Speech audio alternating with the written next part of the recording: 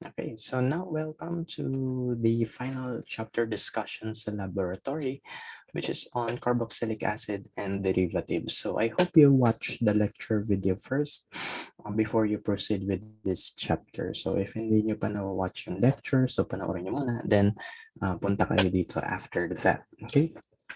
So for this chapter discussion, just like any other chapter discussion, we will begin with the nomenclature of this functional group.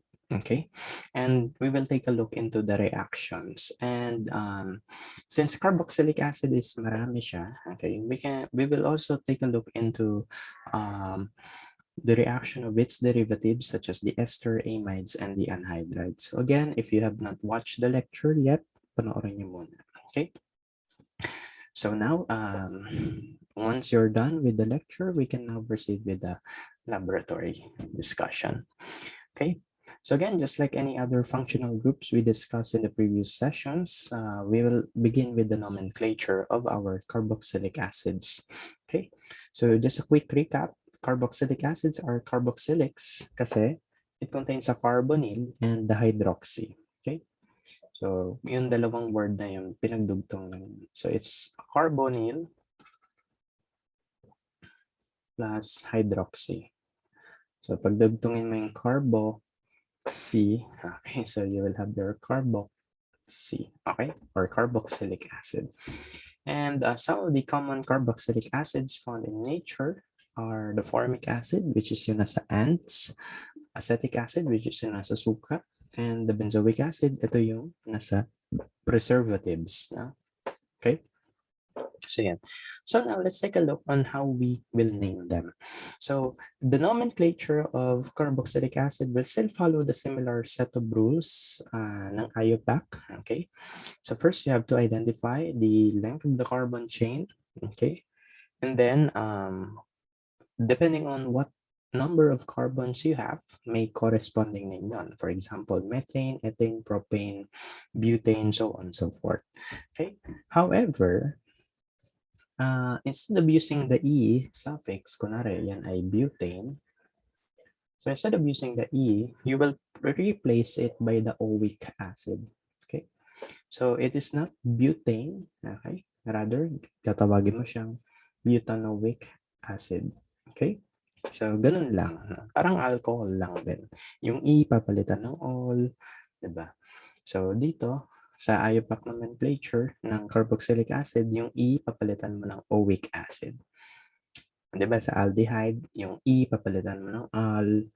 Yung ketone, yung E, papalitan mo ng on. Diba? So, dito naman, yung E, papalitan mo ng oic acid.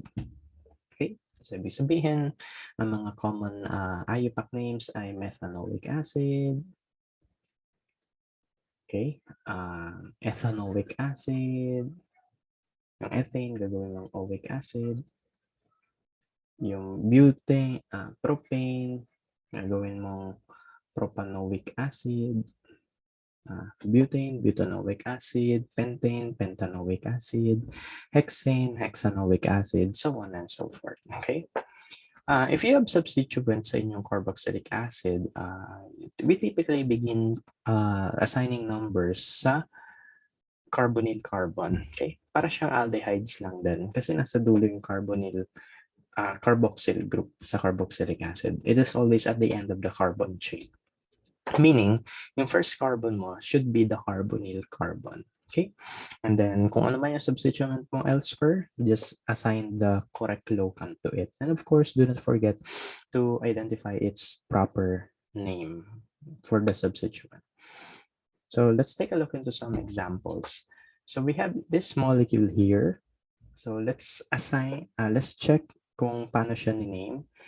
So just as I said, count mo yung carbons mo. So you begin here. So 1, 2, 3, 4, 5, 6. So you have 6 carbons. So ibig sabihin, the root name will be hexane.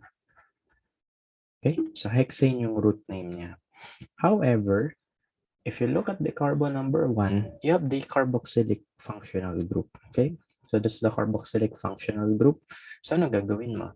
Yung E, you will replace it with the oic acid. So the name of the molecule will be hexanoic acid. Very easy, right? Second one, what if may substituent naman? Okay, so let's take a look at this structure here. Bilangin mo yung carbon chain mo. So 1, 2, 3, 4. Pwede rin naman dito sa taas. It doesn't matter. Same lang yung nasa dulo. Okay? So ito nasa baba na lang gagamitin ko. So I have 4 carbons here. So ang root name ko ay butane. But since this is a carboxylic acid, yung E, papalitan ko ng oic acid. So it is now called a butanoic acid. Okay, and remember, may substituent ako. No? So in carbon number 3, I have a methyl group attached to it. So I will name it as 3-methyl benzoic, 3-methyl butanoic acid. So ganun lang kasimple. Okay? So 3-methyl butanoic acid. Next example. So in this next example, paano na to? You have the OH and the C double bond OOH. Is this an alcohol or a carboxylic acid? So ganito, if you are conflicted, just remember, yung OH, hindi naman siya always alcohol. We can also name it as hydroxy. So meaning, our greater priority is the carboxylic group. Okay? So this is your greater priority. So hindi siya alcohol, rather this is a carboxylic acid. So since alam natin this is a carboxylic acid, we will end with the suffix oic acid. And now, bilangin mo yung carbon chain. So you always begin here sa carbonyl carbon. So 1, 2, 3, 4, 5, 6. So you have 6 carbons. So yan ay hexane. But again, you have a carboxylic group. So hexanoic yan. Hexanoic acid. And on the 5th carbon, you have the OH. Again, hindi alcohol yan. It's just an OH. Ang tawag doon ay hydroxy. Okay? So you can write it as 5-hydroxy hexanoic acid. Okay? So ganun lang. Sometimes, you can also have the dicarboxylic acid, meaning may dalawang carboxylic acids at the end. Okay? So kapag isang carboxylic group lang, ang suffix mo ay oic. Pero kapag dalawa, dioic ang suffix. Okay? Dioic. So let's take a look into some examples. Zoom in ko muna. So let's take a look at this one. So you have dalawang carboxylic acid at the end. So C double bond OOH. Tapos C double bond OH. No? So ganito. Pag may ganyan kayo nakita na molecule, bilangin mo lang yung carbon chain connecting this to the other carboxyl group. Bilangin mo ilang carbon yun. So bilangin natin. So 1, 2, 3, 4. So 4 carbons yun. Meaning, this is butane. Pero since dalawa yung carboxylic acid mo, it will be butane dioic acid. Hindi mo pala i-remove yung E. So you will retain it. So butane dioic acid.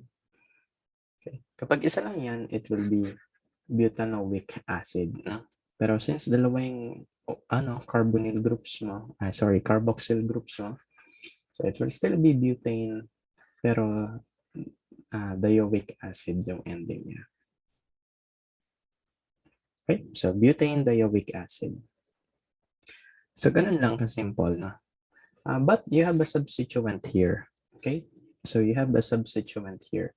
So now, you are conflicted. Papaisip ka, saan ako magbibigay ng carbon numbering? Dito ba o dito? So always, just like for any other hydrocarbons na nininame natin dati, you will have to give the lowest priority, the lowest locant for your substituent. So if you start counting here, your substituent will have a locant of 3. So 1, 2, 3. So ikatlo siya. However, if you start here, your substituent your substituent will have a locant of 2. So, 1, 2. So, 2 ang aking locant for this methyl group. So, ito yung gagamitin ko, yung 2 instead of the 3. Okay? So, kung sino malapit, siya yung susundan. So, that's why the name of this molecule is 2-methyl butadioic acid. Okay? So, ganun lang kasimple yung nomenclature nito. So, we will not make it complicated naman. So, yan na yan. Okay? Anyway, so here are the common names and the IUPAC name of many carboxylic acids. So it begins with the methanoic acid. It just have 1 carbon, followed by the ethanoic acid, 2 carbon. So ethane, ethanoic acid. So this one, 3 carbon. So yan ay propane. Ngayon, tawag dyan ay propanoic acid.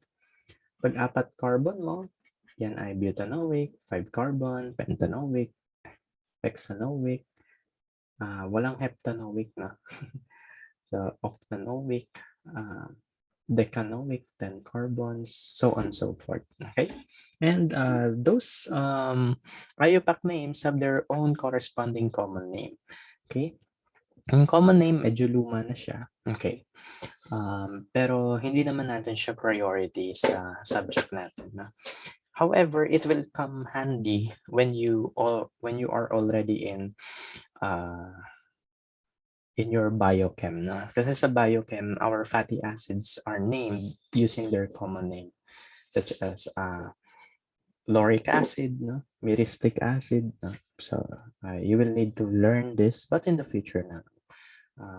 What we want you to do lang is to be able to name the IUPAC name. Okay? So yan.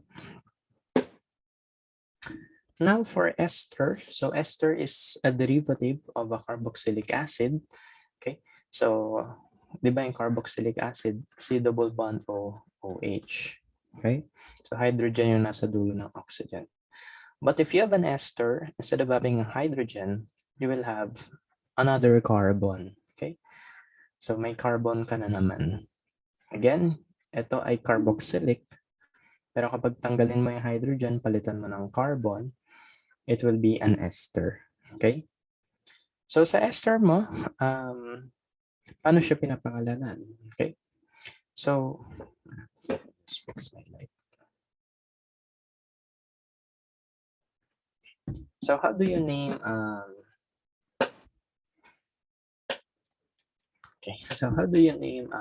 esters? So ganito lang. So in naming esters, basically, ito yung ester mo. So set aside mo muna yun. Alamin mo lang ano yung mga nakadugtong sa kanya. Okay? So, this is methyl. Sorry. So ito ay ethyl. Okay? So this is the ethyl group. And this is your parent chain. Okay? Which is ethane.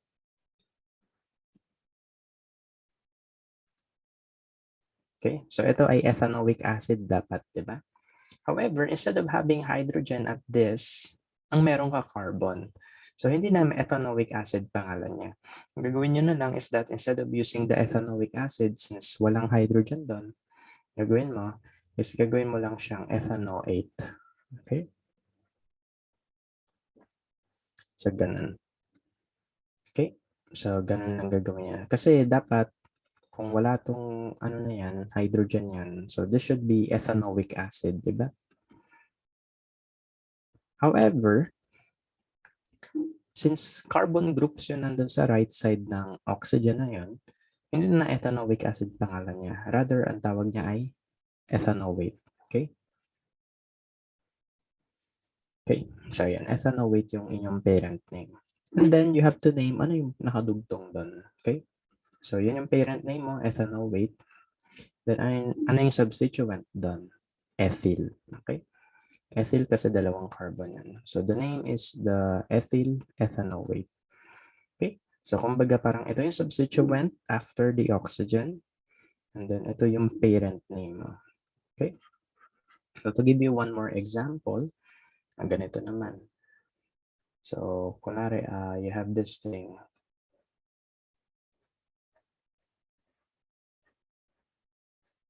Okay, so ayan. So pangalanan ko lang.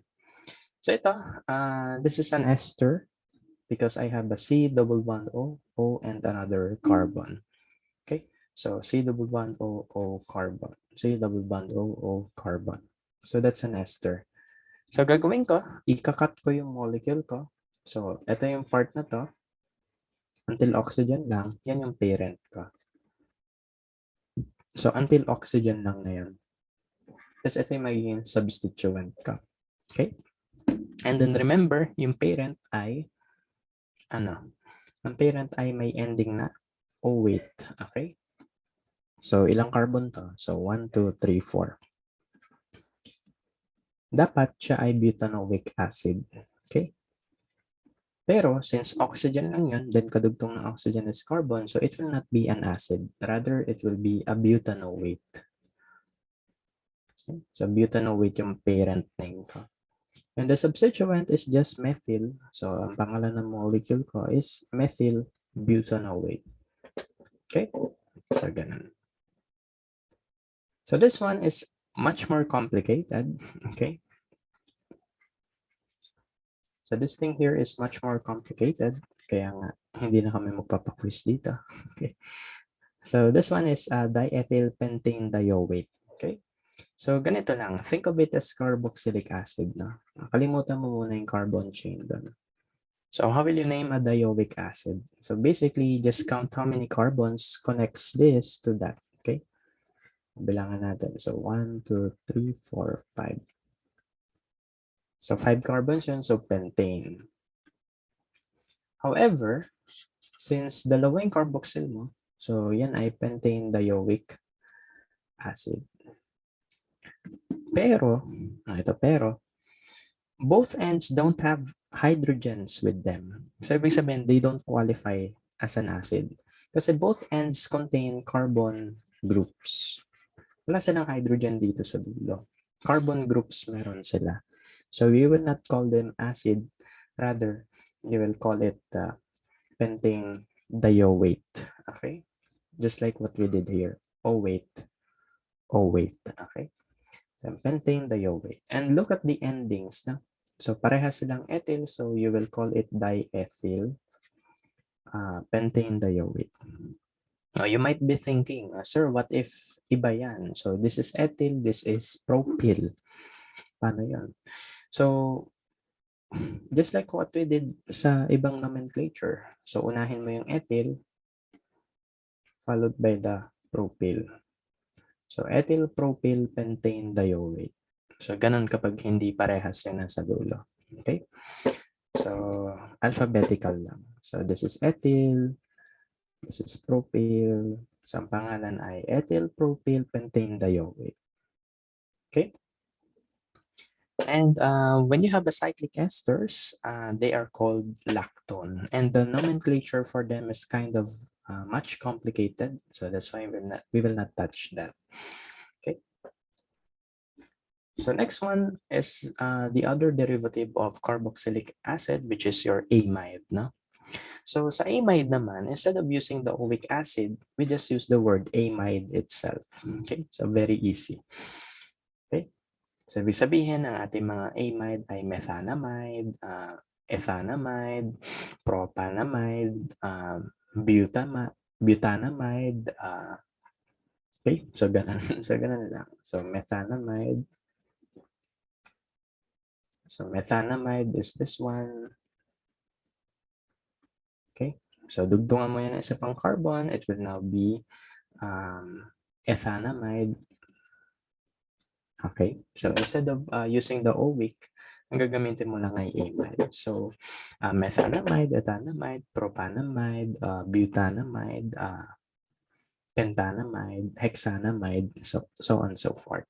And just like what you learned in chapter 6, tatlo yung uri ng amide. So you have a primary, secondary, tertiary.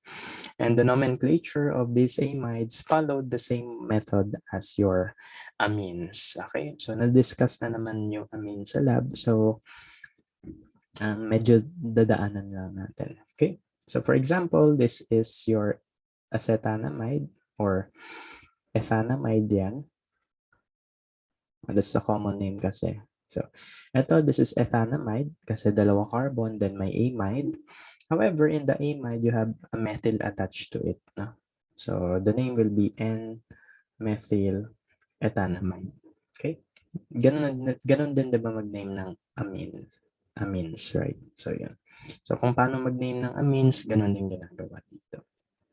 So, kapag dalawang carbons naman yung connected to the nitrogen, NN yung ginagamit natin, di ba? So, NN, dimethyl, o kaya N-ethyl, N-methyl, something like that. Okay? So, in the amides, very similar siya with amines. Okay? So, very similar with amines. So, I want you to review what you have learned in the amines na lang. Okay? And just like esters, we also have a cyclic amide, which is called a lactam. And yung lactam, maraming ganyan yung mga bacteria. Okay? And sometimes ginagamit sila pampatay ng bacteria. Okay? So, yan, such as mga antibiotics natin. May mga beta-lactam sila. And the next one is anhydrides. Na? So, anhydrides, this is somewhat uncommon. Okay? Pero, ang idea lang with the anhydride is that it is dehydrated na dalawang carboxylic acid. So this is dehydrated two carboxylic acids. Okay, and so what I mean by dehydrated, just like I said in lecture, basically pinagdugtong mo lang yung dalawang carboxylic acid. So for example, this is one of your carboxylic acids. This is the other carboxylic acid. Pag dehydration, mawawala yung water. So, kuha ko ng isang H, isang oxygen, and then pagdudugtungin ko sila. Yan. So, it will follow that format. C double bond O, C double bond O. So, that's your anhydrides. And commonly, they are symmetrical, meaning kung ano pangalan na itong kabila, yun din pangalan ng other side. Okay? So, ang naming niya is that instead of using the word acid, you will just use the suffix anhydride. Okay, so acetic anhydride or ethanoic anhydride, something like that. Okay, so yun. So anyway, we will not give examples like this kasi this is kind of uncommon naman. So now, let's take a look into the reactions of our carboxylic acid with some of the molecules, okay? So our carboxylic acids are acids, and that means since they are acid, they can perform acid-base reaction, okay? And the molecules listed here are bases, okay? So yung carboxylic acid, ito ay acid, ito ay puro bases. Basically, in this slide, we will be describing acid-base reaction lang. Okay? So this is just acid-base reactions. Okay? So let's take a look. No? So the first reaction would be the carboxylic acid with ammonia. Okay? When that happens, it will form ammonium benzoate. Okay? So basically, it will form as salt. Okay? So mag-form lang siya ng salt. So yung hydrogen dudugtong dito kay nitrogen, making the NH4+, which is ammonium ion. And this one will be your anion. Okay? So again, kapag C double bond O, O lang yan, instead of using the benzoic, magiging 8 na lang siya. So benzoate. Okay? So yan. So this is one of the acid-base reactions. So basically, carboxylic acid plus base such as ammonia will produce ammonium salt. Okay? So tandaan nyo, it will just produce ammonium salt. Okay? So if you react it with a strong base naman, such as sodium hydroxide and potassium hydroxide, parehas lang with ammonia. You will produce sodium salt or pwede rin naman potassium salt. Okay? So depending kung anong base ginamit mo. So if you use sodium hydroxide, edi sodium salt mapoproduce mo. Okay? Yung salt name mo ay yung oic, papalitan mo lang ng 8. Okay? So sodium benzoate. Okay? And then lastly, for carboxylic acid with bicarbonates, ito yung ginawa nyo dun sa chapter 5. Pinagalo nyo yung baking soda and suka. So basically, what happens here is that this is your carboxylic acid. You react with your bicarbonate. Ano nangyayari dyan? It will produce CO2, water, and the salt. Okay? Sodium salt. So ito, pangalan nito ay acetic acid. Okay? So ito ang pangalan nito ay sodium acetate. If you use the IUPAC name, this is called ethanoic acid. Ito, ang magiging pangalan nito if we use IUPAC nomenclature will be sodium ethanoate. Okay? So tandaan nyo, kapag magiging salt form yan, yung oic, papalatan mo ng 8 ethanoate. Okay? So yan. So sodium ethanoate. And of course, do not forget yung CO2 and H2O na byproduct. So basically, that's the reaction of carboxylic acid with bases. So acid-base reaction lang yan. All of them will produce salt and water. So ito, salt na po-produce, salt na po-produce, salt din yung na po-produce. Just remember, ang magiging pangalan ng carboxylic acid mo at the end will not have a suffix of oic acid. No? Ang magiging suffix na niya ay oate. Okay? Such as benzoate, ethanoate. Okay, so yun na yung ending nila. Hindi na siya oic acid, rather, you will call it 8. Okay, so ethanoate, methanoate, propanoate, so on and so forth. So that's the acid-base reaction of our carboxylic acids. The next reaction will be the ester synthesis. We also call this the Fischer esterification. Okay, so in the Fischer esterification, you combine your alcohol plus your carboxylic acid. And the Fischer esterification process is a dehydration process. Okay? Dehydration process, ibig sabihin, at the end, magpo-produce ka ng water. So, ganun. So, it's a dehydration process and it is also acid catalyzed. Okay? So, paano nang ginagawa dito? So, since this is dehydration, so basically, magtatanggal ka ng H2O. Saan mo kukunin yun? Okay? Yung H2O, manggagaling kay ethanol and kay acid mo. And then you will just combine the rest. Okay? So, pagdugtungin mo lang yan, you will form this molecule. Okay? So, yan. So, this is ethyl ethanoate. I think na-name na natin to kanina. So, just remember, ito yung parent mo. Dalawang carbon yung parent mo. So, yan ay ethanoic acid. However, gaya nga ng sabi ko earlier, since walang hydrogen dito, hindi siya qualified maging acid. Instead of using the oic acid, you will use the 8, okay, ethanoate. Then you name your carbon groups attached to the oxygen. This is ethyl. So, ang pangalan niya ay ethyl ethanoate. So basically, again, Fischer esterification is just the dehydration reaction between your alcohol and your carboxylic acid. Okay? So dehydration process, ano gagawin mo? Burahin mo yung OH ni acetic acid, burahin mo yung H ni alcohol, combine the rest. Okay? And that will give you your final product. So, esterification process can also happen with the glycerides, no? So, in the lecture na kwentuhan ko earlier, yung ating triglycerides, okay, which is a primary component of the phospholipid bilayer of our cell membrane.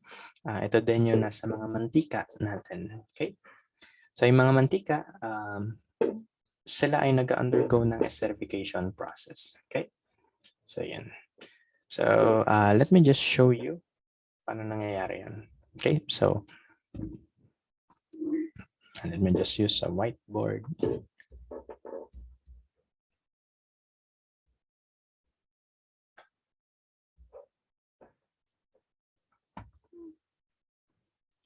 So paano nangyayari yun? No? So basically, it looks like this lang. So this is your glycerol, okay? So the formation of triglycerides. Triglycerides is just a glycerol plus 3 fatty acids, okay? So just a glycerol plus 3 fatty acids. So your glycerol looks like this, so CH2OH, CHOH, CH2OH, so alcohol yan, okay? And then your fatty acid, of course, ito yan, no? So OH,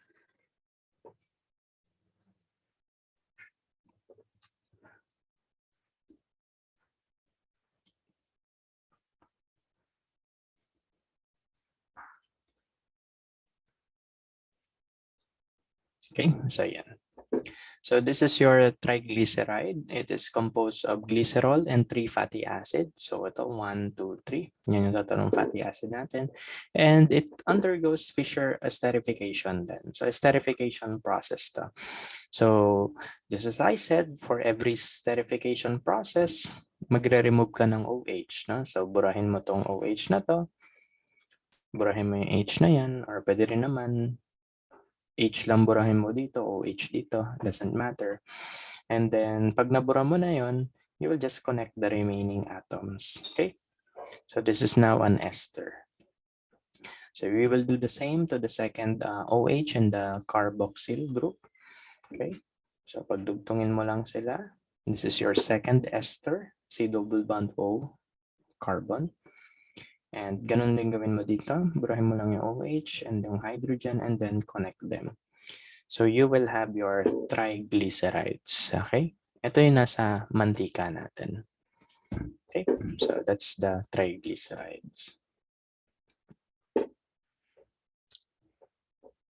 So yun yung process ng form ng ester. Pero we also have this thing called the ester hydrolysis. And this actually happens when your food is becoming rancid, no? Or it becomes spoiled. Remember, yung ating mga food, may mga mantika yon, okay? And then, yung mga mantika na yon, they can get hydrolyzed, okay? Ibig sabihin, in the presence of water, yung ating mga esters, pwede siya maging alcohol and acid. So, yun yung reason bakit minsan nangangasim yung food. No? Nangangasim sila kasi nag-undergo siya ng ester hydrolysis.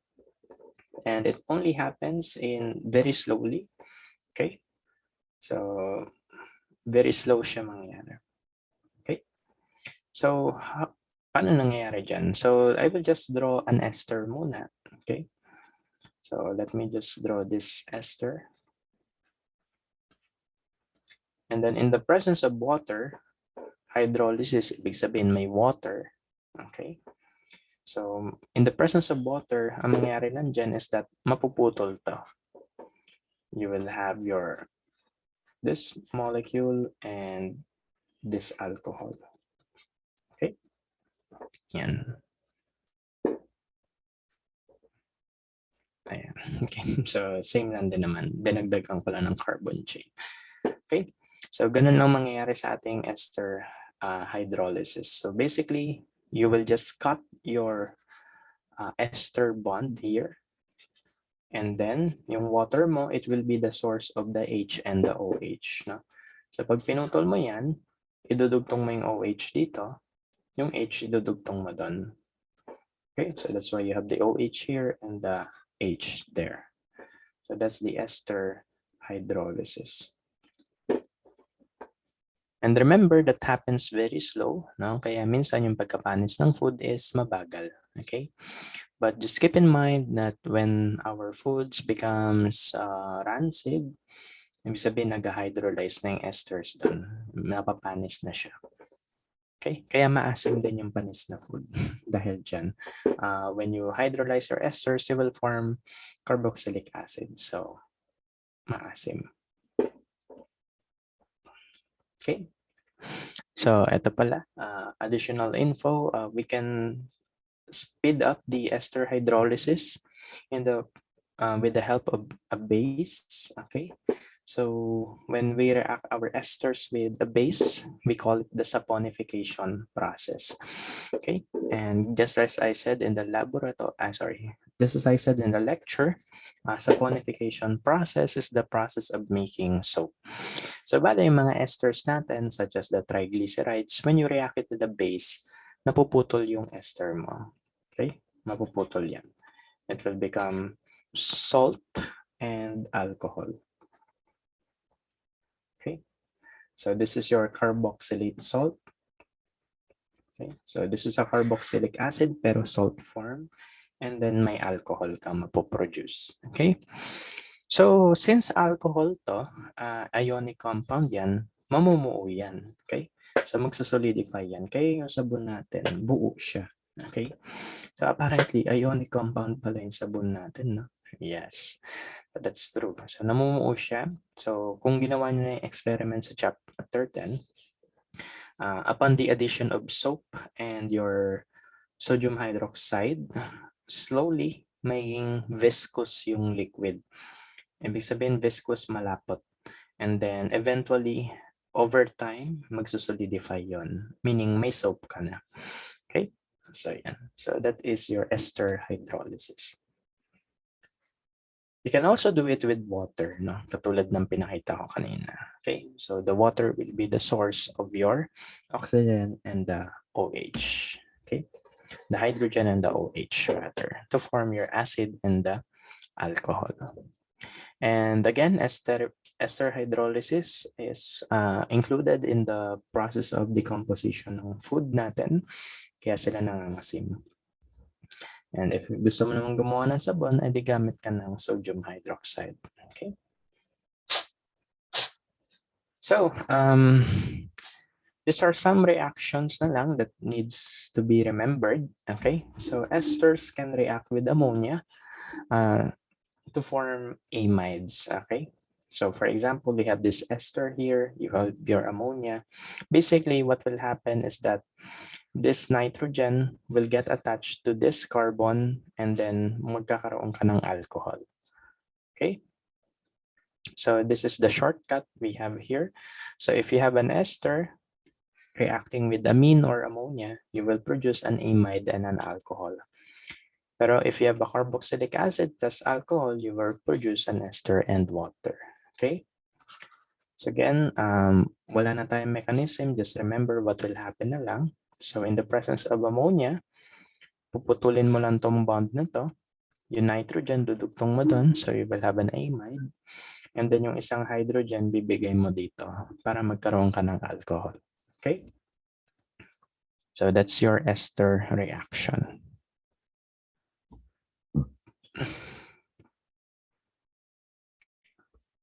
So another way of forming amide is that when you react an amine, okay, this is amine. If you react that with your acetic anhydride or anhydride, you'll produce an amide and a carboxylic acid. Okay, so in this part, wala na tayong mechanism, just remember what will happen na lang.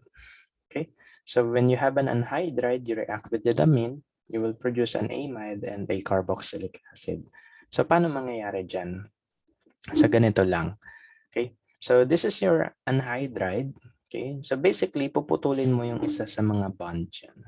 Okay, so dito sa carbonyl na to, na walang oxygen, okay, pinutol ko siya dito. So dito kakabit yung nitrogen natin. So dun siya kakabit, and that will form your amide. And then dito sa may oxygen na to, yung isang hydrogen ng amine, mapupunta dun. Okay, resulting to a carboxylic acid. So I'll give you some more example. So bigyan ka pa kayo example.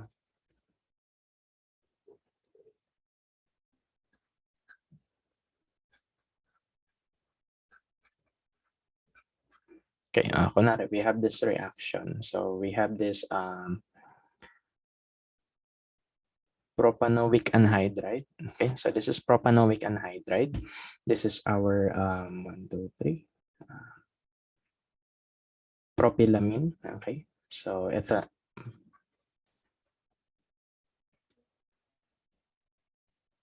Okay, so propanoic anhydride. This is propylamine. Okay, so propylamine. Ano mangyayari? So, what will be my products? So, basically, ikakat mo lang ito. Putulin ko lang yan. Okay? And dito sa carbonyl na to, doon ko idudugtong yung nitrogen. Okay? So, it will look like this. 1, 2, 3. Okay? And then, yung isang hydrogen, doon ko ikakabit dito. Okay? So, dito ito mapupunta. Tapos yung itong carboxylate na to, lalagyan ko lang ng hydrogen. Okay? So these are my products. Okay. So again, all you have to do is to cut this anhydride. Yung carbonyl, dun mo idudugtong yung nitrogen. And then itong C double bond OO, dugtungan mo na lang ng hydrogen. So that you will be able to form your amide product and your carboxylic acid product. Okay. So here are some examples pala. Okay. So in theory, ganito talaga nangyayari in theory. But in practice, hindi siya direct. No? So ang unang nangyayari muna is acid-base reaction. And then kapag ininit mo yun, then that's the time you will form your amide. Okay? So yeah. So just remember, ito yung talaga nangyayari. But in practice, you need to hit it up pa. Okay? So that you will be able to produce your amide product. And just like esters, we can also hydrolyze amides. Pwede mo sila putulin, okay, into shorter products. Okay? And in the hydrolysis of amides, syempre, kailangan mo ng water. But the water must be acid catalyzed, okay, so that we can speed up the reaction. So if you have an amide, basically mangyayari lang dyan is that puputulin mo lang yung nitrogen, tapos dudugtungan mo siya ng OH. Which will come from water. Okay, so yung OH yung idudugtong mo sa carbonyl. And then yung isang H, yun yung idudugtong mo sa NH2. Okay, so you will produce ammonium ion and your carboxylic acid. Pwede rin naman mangyaring amide hydrolysis in the presence of base. Parang ester lang din. So puputulin mo to. Okay, so puputulin mo yung C double bond O. And then you will produce your alcohol and your carboxylate anion. Okay? So itong C double bond O na yan, magiging carboxylate anion siya. And then itong part na to, yung may oxygen, magiging alcohol siya. Anhydrides can also be hydrolyzed in the presence of water. So katulad lang ng ginagawa natin, puputulin mo lang din siya sa gitna. Okay? So itong C double bond O, siya ay yung bibigyan mo ng OH from water. And then yung H, ilalagay mo dito sa isa pang may oxygen. So it will produce 2 carboxylic acids. Okay, and our anhydrides can react with alcohols and phenol to give you an ester and a carboxylic acid. Same process lang din ang pinagagawa natin kanina. Okay, so putulin mo lang to. Okay, yung hydrogen, dudugtong siya dito. Yung oxygen, dudugtong doon. So that you will have your ester and your acid. So same thing for this one. Okay, so this is a carboxylic acid. Okay, this is alcohol. Okay, so sino magre-react dito? Of course, the alcohol. Okay, so the alcohol will react with your anhydride. So gagawin nyo, putulin nyo lang yan. Okay, etong oxygen, dugtong mo dyan. Etong hydrogen, dugtong mo dito. so that you will form your ester and your carboxylic acid. Okay. And you can also react your anhydride with ammonia. Okay. So when you react your ester with ammonia, you will eventually form your amide product, which is I think na discuss na earlier. Okay. So naulit lang ito. Okay, so depending on what type of amine or ammonia that you will react, you can either have a primary amide, secondary amide, or a tertiary amide. So if you react your anhydride with an ammonia or a primary amine, you will produce a primary amide. Pero kapag secondary amine, yan ay magiging secondary amide. Okay? So, ganun din kapag tertiary. Okay, so that will be all for the laboratory. So medyo memorization naman talaga siya. Okay, so just keep in mind na whenever you see anhydrides, you really need to cut itong C double bond OO. Then yung hydrogen, idudugtong mo siya usually sa may oxygen. And then yung walang oxygen, yung carbonyl lang, dun mo idudugtong yung oxygen o kaya yung nitrogen. Kapag oxygen ng alcohol yung dinugtong mo sa carbonyl ng anhydride, you will produce an ester. Kapag nitrogen ng amine yung dinugtong mo sa anhydride, you will produce an amide. Okay? So, yun lang yung mga kailangan nyo tandaan. We don't need the mechanism, rather, kung sino na lang yung mga dudugtong-dugtong. Okay? So, don't worry, we will give you a practice quiz on this, no? Wala tayong quiz dito. However, yung ano lang, magbibigay kami ng practice quiz so that para pagdating ng quiz, although onting items lang to, most probably 5 items or less, okay? You will be able to answer them kahit pa paano, okay? So, that will be all, and thank you. If you have clarification, just ask me na lang, okay? So, just send me a message in MS Teams or in Canvas. So, thank you, and that's all for our asynchronous session, and I hope you learned a lot, no? Sa buong semester natin. So, see you again next semester, and good luck to your exams.